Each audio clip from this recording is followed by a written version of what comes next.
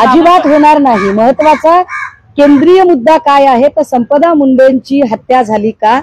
मी काल अजून एक गोष्ट नमूद केली होती की संपदाचे भाऊ प्रमोद यांनी काल मांडलं की मी स्वतः डॉक्टर आहे, मी पोस्टमार्टमला हजर राहण्याची विनंती केली, मला पोलिसांनी पोस्टमार्टमला हजर राहू दिलं नाही। मी त्यांना म्हटलं की ठीक आहे मी येऊ शकत नाही तर माझ्या बहिणीचं किमान इन कॅमेरा करा, तेही त्यांनी केलं नाही।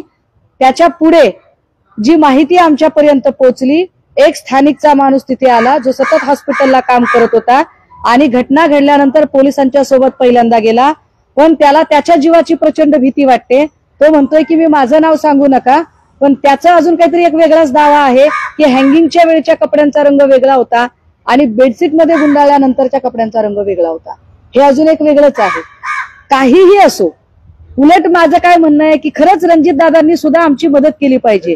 रणजित दादांनी सुद्धा त्यांच्यावरचं हे सगळं किटाळ बाजूला काढण्यासाठी, दादा तुमची बहीण म्हणून मी तुमच्या सोबत आहे, पण त्या 6 माणसांवर चला बरं एकदा गुन्हे दाखल करू आपण, तुम्ही मदत करा माझी। राजकीय कारकिर्दी खराब करते असं त्यांचं म्हणणं आहे, माझी बदनामी चला एक मिनिटासाठी असं गृहीत धरू, मला सांगा मला स्कोप कुठे आहे राजकारण करण्यासाठी, एखादा मतदारसंघ बांधण्यासाठी, आयदर बीड जिल्हा और पुणे जिल्हा।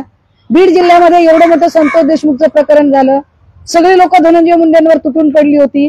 धनंजय मुंडे किंवा पंकजा मुंडे यांना आरोपीच्या पिंजऱ्यात उभं केलं असतं तर माझी राजकीय कारकीर्द उभी राहिली असती, तर मी तिकडचीच आहे, मतदार यादीत आहे। मी केलं का ते? हे असले गलिच्छ राजकारण करत नाही।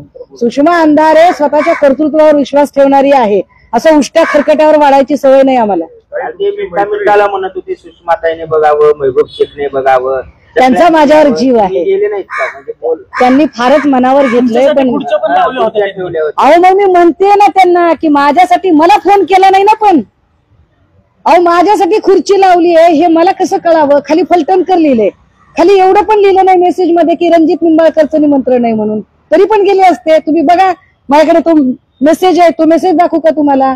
त्याचा स्क्रीनशॉट पाठवते। अहो काय राव असं काय करताय?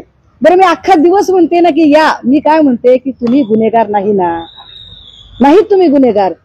मी प्रश्न फलटण पोलीस स्टेशनच्या समोर बसून विचारलेत, मी निंबाळकरांच्या घरासमोर बसून प्रश्न विचारले नाहीत, मग त्याची उत्तरं निंबाळकरांनी कशाला द्यायची? संपला विषय। ताई दुसरा एक विषय आहे की महिला आयोगाच्या अध्यक्षा बोलत नाही, तुम्ही एवढे आरोप केले, त्यांच्या पक्षातील लोक आरोप करतायत, त्यांना माहिती आहे त्यांच्या वतीनं बोलण्यासाठी त्यांच्या पक्षाचे प्रदेशाध्यक्ष सुनील तटकरे खंबीर आहेत, त्यामुळे चाकणकर बोलत नाही। चाकणकरांना माहिती आहे चाकणकरांचा गड सगळ्या बाजूने किती हल्ले झाले तरी छातीचा कोट करून त्यांच्यासाठी लढण्यासाठी सुनील तटकरे समर्थ आहे। त्याच पक्षाचा आमदार आहे संग्राम जगताप, त्यांनी जैन समाजाची जमीन नगरमध्ये लाटल्याचा आरोप किरण काळेंनी तुमच्या शिवसेनेचे त्यांनी केलेला आहे। ते दादांनी त्यांना समज दिलेली होती, मात्र ते ऐकायला तयार नाही असं दादा म्हटले होते अजित दादा। नेमकं या जमीन संदर्भात काय तुमची मागणी आहे? किरण काळेंचा मला काल फोन आलेला आहे आणि काल आमचं फोनवर संभाषण झालं। ही पत्रकार परिषद होण्याच्या आधी तुम्ही या, म्हणजे तुम्ही मला ब्रीफ करू शकाल आणि मला कागदपत्र नीट समजून घेता येतील असं मी त्यांना म्हटलेलं। मात्र